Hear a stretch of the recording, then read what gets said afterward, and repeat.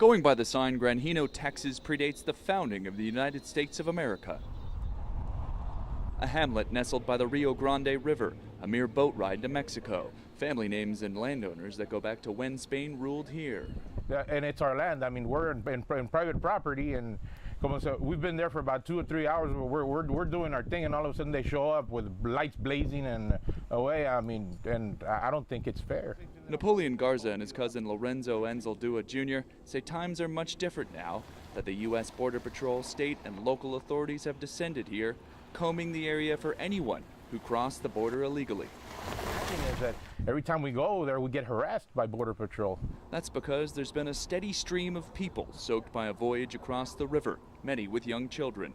Most want to be found because U.S. law does not force immediate deportation for people from Central American countries.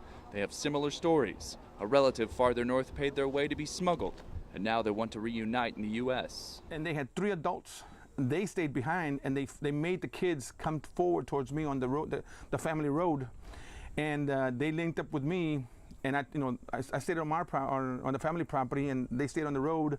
And when they saw that I was no harm to them, they pointed the 3 cowards, the adults. The tiny town has no law enforcement of its own, something its city manager is keenly aware of now that this area has become a hot zone. I think we would benefit more if we had local law enforcement. Because, for example, if Border Patrol comes by and there's some people that are illegally here and they run into a house, Border Patrol can't go in there. It's just any other regular day.